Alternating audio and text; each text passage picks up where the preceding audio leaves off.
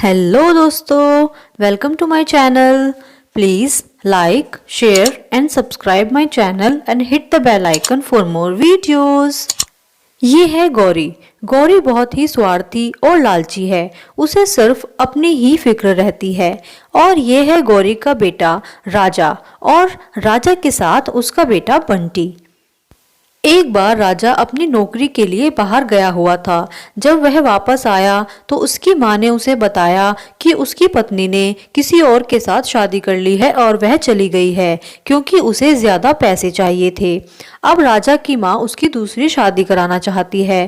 वह उससे कहती है, बेटा, अब मैं तुम्हारे बेटे का ख्याल अकेली नहीं रख पा रही हूँ। मैं भी अब धीरे धीरे बूढ़ी हो रही हूँ, इसीलिए तुम्हें अब दूसरी शादी कर लेनी चाहिए।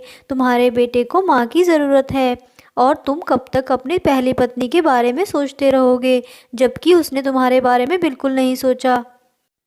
ठीक है माँ, जैसा आपको ठीक लगे वैसा करो, लेकिन एक बात का ध्यान रखना, मुझे ऐसी जीवन साथी चाहिए जो मेरे बेटे को उसकी सगी माँ से भी ज़्यादा प्यार दे, क्योंकि मेरे बेटे ने बचपन से अपनी माँ का प्यार देखा ही नहीं कैसा होता है।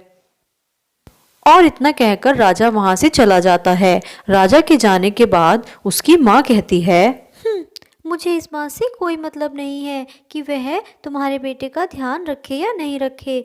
मुझे बस ऐसी बहू चाहिए जो दहेज में बहुत सारा पैसा और गहने लेकर आए। इसीलिए इस बार बहुत अमीर घर में तुम्हारी शादी करूंगी।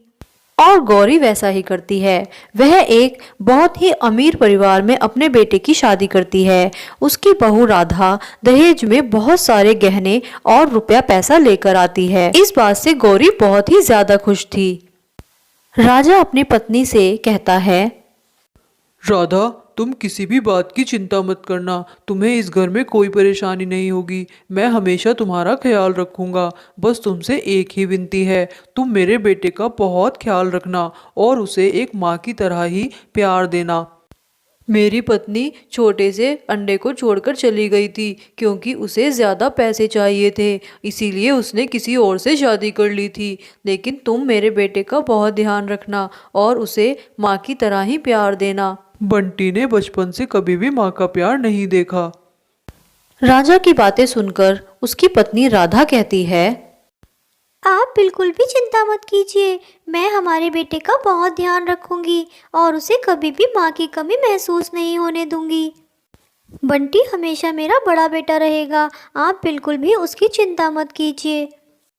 और सच में ही राधा बहुत ही प्यार से बंटी का ध्यान रखना शुरू कर देती है और उसे अच्छी अच्छी बातें सिखाती है। समय से उसे खाना खिलाती है, उसे बहुत प्यार करती है। बंटी भी अब अपनी माँ राधा के साथ बहुत ही खुश रहने लगता है। और इस तरह राजा अपनी पत्नी राधा और अपने बेटे के साथ बहुत ज्यादा खुश रहने लगता है। धीरे धीरे समय बीतने लगता है। अब राधा का एक छोटा सा अंडा भी आ गया था। इधर दहेज में मिले पैसे धीरे धीरे खत्म होने लगे थे। गौरी को अब चिंता होने लगी थी। वह कहती है, हे भगवान, अब तो थोड़े से ही पैसे रह गए हैं। इन पैसों से मेरा क्या होगा? मुझे तो ज़्यादा पैसे चाहिए। अब तो राधा के परिवार में कोई नहीं बचा जो मुझे पैसे दे सके। अब मैं क्या करूँगी? और जल्दी ही अंडे से उनकी छोटी सी बेटी बाहर आ जाती है। राजा कहता है, राधा, तुमने मेरे बेटे का बहुत अच्छे से ध्यान रखा और अब ये छोटी सी बेटी देकर तुमने मेरा जीवन खुशियों से भर दिया। तुम बहुत अच्छी हो। मैं हमेशा तुम्हारा बहुत ध्यान रखूंगा। देखना, अब हम बहुत खुश रहेंगे। राधा की बेटी होने की वजह से गौरी और ज्यादा गुस्सा हो गई थी। वह उनकी बेटी से मिलने भी नहीं चाहती। जब राजा और राधा गौरी के पास आते हैं और उससे कहते हैं, माँ, आप तो मेरी बेटी से मिलने भी नहीं आई। वो बहुत प्यारी है, आप जल्दी से उससे मिल लीजिए। गौरी गुस्से से कहती है, इसमें इतना खुश होने वाली क्या बात है? बेटी ही तो हुई है। मुझे सिर्फ और सिर्फ पोता ही चाहिए था। तुम्हारी बेटी से मिलने का मुझे कोई शौक नहीं है। तुम दोनों यहाँ से चले जाओ। और हाँ, एक बात ध्यान रखना, मैं उसे कभी नहीं अपनाऊंगी। राजा और राधा वहां से चुपचाप चले जाते हैं। कमरे में आने के बाद राजा राधा से कहता है, गौरी, मुझे माँ की इस बात का बहुत बुरा लगा है। उन्हें हमारी बेटी के बारे में इस तरह से नहीं बोलना चाहिए था। लेकिन तुम बिल्कुल भी चिंता मत करो, मैं अपनी बेटी को बहुत प्यार दूंगा और देखना वह बड़ी होकर हमारा नाम रोशन करेगी। राधा कहती है, आप बिल्कुल भी चिंता मत कीजिए, मुझे माँ जी की किसी भी बात का बुरा नहीं लगा है। कोई भी अपने बच्चों से ज़्यादा दिन तक गुस्सा नहीं रह सकता। देखना एक दिन वे हमारी बेटी को ज़रूर अपना लेंगी। अगले दिन राधा सो रही होती है, तभी उसकी सास चाकू लेकर आती है और उसे मारने वाली होती है। तभी उसका बेटा वहां जाता है तो राधा चाकू छुपा लेती है। पूरा दिन माँ माँ करके इसके आगे पीछे घूमता रहता है। मैं तो इससे खाने के लिए बोलने आई थी। अब तुम ही अपनी माँ को उठाओ और उसे बोलो कि खाना बना देगी। और वहां से चुपचाप भाग जाती है। एक दिन राधा अपने खेत की तरफ सब्जियां लेने जाती है। तभी वह अपने जमीन के उस हिस्से में आती है जो बिल्कुल सूखा पड़ा था। वह हमेशा उस जमीन को देखकर हैरान हो जाती है। वह घर जाकर अपने पति से कहती है, सुनिए, मुझे एक बात बताइए। मैंने जब भी बाजी से हमारी उस ज़मीन के बारे में पूछा है जो बिल्कुल सूखी पड़ी है, उन्होंने मुझे कुछ नहीं बताया। आप मुझे बताइए कि हमारे सारे खेत में तो सब्जियां वगैरह अच्छे से निकलती हैं, लेकिन इस खेत में बिल्कुल सूखा क्यों पड़ा हुआ है? और उस खेत में माँ जी हमें खेती करने क्यों नहीं देती हैं? तब बंटी कहता है, राधा, मेरी पहली पत्नी रानी उस खेत में खेती किया करती थी और वह बहुत मेहनत से वहाँ पर काम करती थी। लेकिन पता नहीं, जब से रानी चली गई वह खेत भी सूख गया और उस खेत में फिर कभी भी कोई सब्जी या फल नहीं उगा। मैं नहीं जानता कि माँ हमें वहाँ पर क्यों नहीं जाने देती, लेकिन जब से राधा गई है, जब से वह ज़मीन ऐसे ही पड़ी है। राजा और राधा की बातें सुनकर गौरी वहां आ जाती है और कहती है, राधा, तुमने फिर से उस खेत के बारे में बात करनी शुरू कर दी। मैंने तुम्हें मना किया था, तुम उस खेत की तरफ नहीं जाओगी। मेरी एक बात कान खोलकर सुन लो, उस खेत में उस रानी ने काला जादू किया हुआ है, इसीलिए कोई भी उस खेत में नहीं जाएगा। और आज के बाद इस घर में उस खेत के बारे में कोई बात नहीं होगी। और इतना कहकर वहां से चली जाती है। कुछ दिनों बाद बंटी की नौकरी छूट जाती है और वह रोते हुए कहता है, माँ, मेरी नौकरी छूट गई है। मुझे कुछ समझ नहीं आ रहा कि मैं अब क्या करूँ। कैसे हम हमारे बच्चों का पालन पोषण करेंगे। अब मैं क्या करूँगा। देखिए, आप चिंता मत कीजिए, भगवान पर भरोसा रखिए, सब कुछ ठीक हो जाएगा। ऐसे रोने से हमारी परेशानी हल नहीं होगी और आप परेशान मत होइए, सब कुछ ठीक हो जाएगा। चलिए यहाँ से अंदर चलते हैं। हे भगवान, अब तो इस राजा की नौकरी भी चली गई। अब मैं अपने सारे शौक कैसे पूरे करूंगी? हे भगवान, अब तो मुझे अपने बेटे की तीसरी शादी करनी ही होगी और उसकी शादी में मिला हुआ दहेज ही अब मेरी परेशानियां हल कर सकता है। इस राधा और इसकी बेटी को तो वैसे भी मैं बिल्कुल पसंद नहीं करती, इन्हें घर से निकालना होगा। इधर राधा रात में बिना बताए उस खेत पर जाकर खेती करना शुरू कर देती है। तभी अचानक वहां पर अजीब सी आवाजें आने लगती हैं और एक बर्तन निकलकर टूट जाता है। अब मैं बाहर आ गई हूँ, अब मैं किसी को नहीं छोड़ूंगी। और एक चुड़ैल चिड़िया राधा के शरीर के अंदर चली जाती है। राधा घर आती है। घर आने के बाद वह शीशे के सामने खड़ी होती है, लेकिन शीशे में उसे कोई और चुड़ैल चिड़िया दिखाई देती है। मैं किसी को नहीं छोड़ूंगी और शुरुआत मैं इस राधा से करूंगी, क्योंकि ये मेरी सौतन है। मैं इसे मार डालूंगी।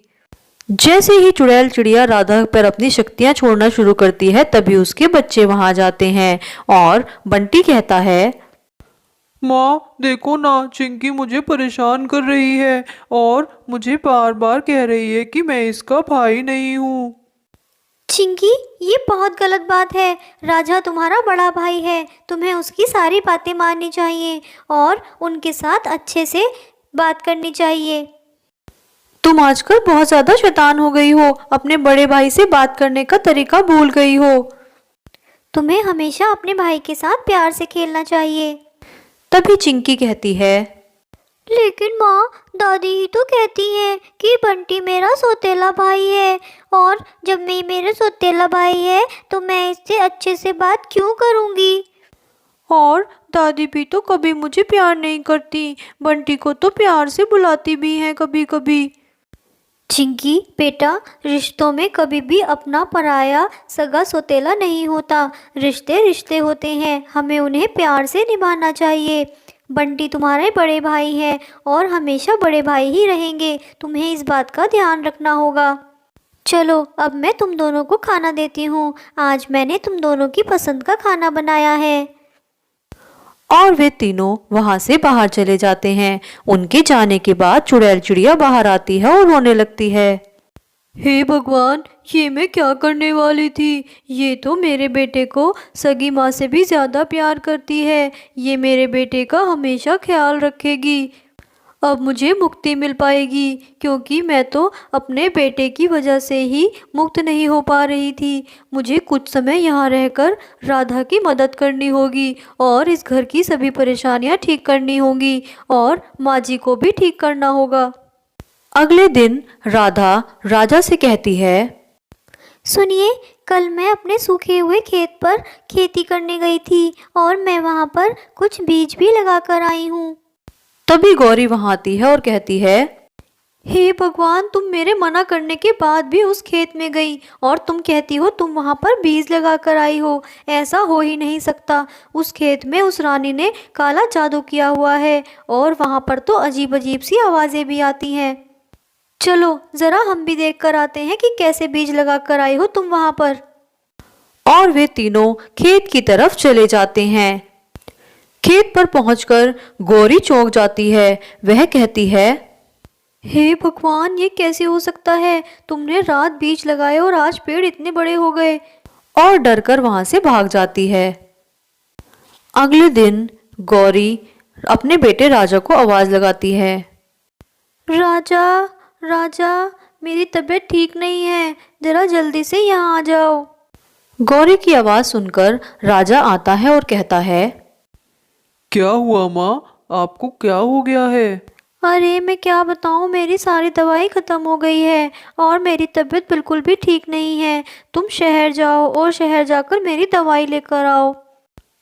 ठीक है माँ, मैं ले आता हूँ और शाम तक वापस आ जाऊँगा। आप तब तक अपना और बच्चों का ध्यान रखना। और इतना कहकर राजा वहाँ से चला जाता है। राजा घर से निकलकर कुछ दूर ही पहुँचा था, तभी उसका फ़ोन आ जाता है।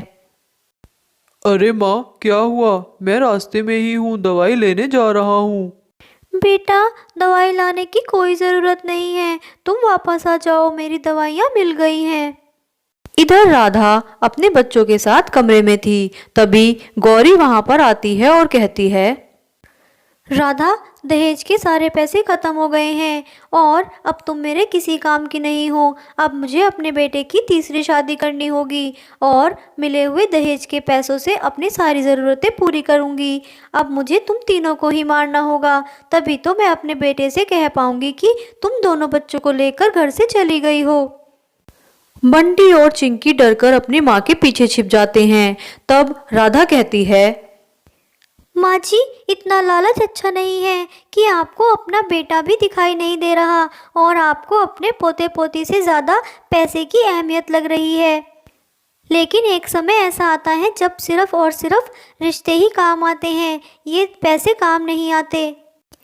नहीं नहीं, हमारी माँ को मत मारो, हमारी माँ को मत मारो। हाँ चाहे तो दादी, हमें हमारी मार माँ दो, को मत लेकिन मारो, हमारी वो माँ को बहुत मत मारो। अच्छी है, हमारी माँ को मत मारो।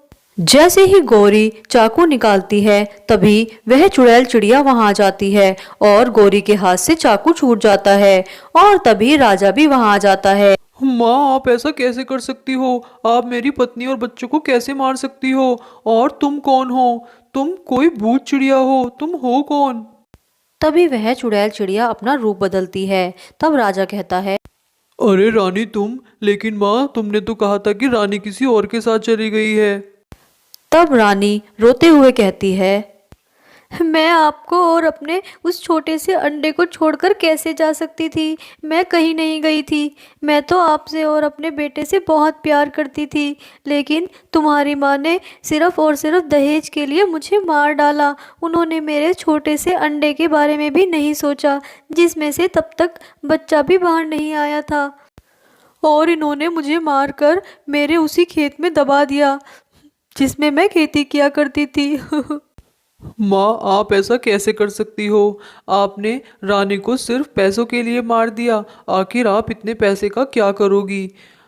मैं अब आपके साथ और नहीं रह सकता। मैं अपनी पत्नी और बच्चों को लेकर आज ही आपको छोड़कर चला जाऊंगा। फिर आप ही सारे पैसे और ये घर रख लेना। तभी गौरी कहती है, अरे बेटा, ये सब मैंने तेरे लिए ही तो किया था, जिससे कि मैं तेरी शादी दूसरी करवा सकूं और बहुत सारा दहेज ले सकूं। मुझे पैसों का कोई लालच नहीं है और मैंने आपसे कभी नहीं कहा था कि मुझे दहेज चाहिए। मैंने तो दूसरी शादी भी सिर्फ और सिर्फ अपने बेटे के लिए की थी। रानी, मुझे माफ़ कर दो। मैं भी तुम्हारी मौत के लिए जिम्मेदार हूँ, क्योंकि मैंने अपनी माँ की हर बात पर आंख बंद करके भरोसा किया। मुझे माफ़ कर दो। नहीं नहीं, माफ़ी मत मांगिए। मुझे कोई शिकायत नहीं है आपसे। आपने हमेशा मेरा ध्यान रखा है। मैं तो सिर्फ अपने बेटे की वजह से ही मुक्त नहीं हो पा रही थी, लेकिन जब मैंने राधा को अपने बेटे से सगी माँ से भी ज़्यादा प्यार करते हुए देखा, उसी वक्त मुझे मुक्ति मिल गई थी। मैं तो सिर्फ माँ जी का असली चेहरा सबके सामने लाना चाहती थी और अपनी मौत का सच भी आपको बताना चाहती थी कि मैं किसी के साथ नहीं गई थी, बल्कि मुझे इन्होंने मार दिया था। राधा, तुमसे बस एक विनती है, मेरे बेटे को हमेशा ऐसे ही प्यार करना। रानी, तुम बिल्कुल भी चिंता मत करो। मैंने बंटी को कभी भी सौतेला बेटा नहीं माना। उसे हमेशा सगे बेटे की तरह प्यार किया है और करूँगी। और फिर सभी रोने लगते हैं। तब रानी कहती है, अब मैं आराम से मुक्त हो पाऊंगी। और इतना कहकर रानी धीरे धीरे गायब हो जाती है। राजा अपनी पत्नी और बच्चों के साथ घर छोड़कर चला जाता है। अब गौरी बिल्कुल अकेली रह जाती है। अब उसे बहुत ज़्यादा पश्चाताप होता है, लेकिन अब पछताने के अलावा उसके पास और कोई रास्ता नहीं था, क्योंकि सब उसे अकेला छोड़कर जा चुके थे। तो देखा दोस्तों आपने, लालच करना बहुत बुरी बात होती है और रिश्ते बहुत ज़रूरी होते हैं। दोस्तों, अगर आपको वीडियो अच्छी लगी है तो वीडियो को लाइक कीजिए और चैनल को सब्सक्राइब कीजिए। इससे हमें बहुत ज़्यादा मोटिवेशन मिलता है। Thank you.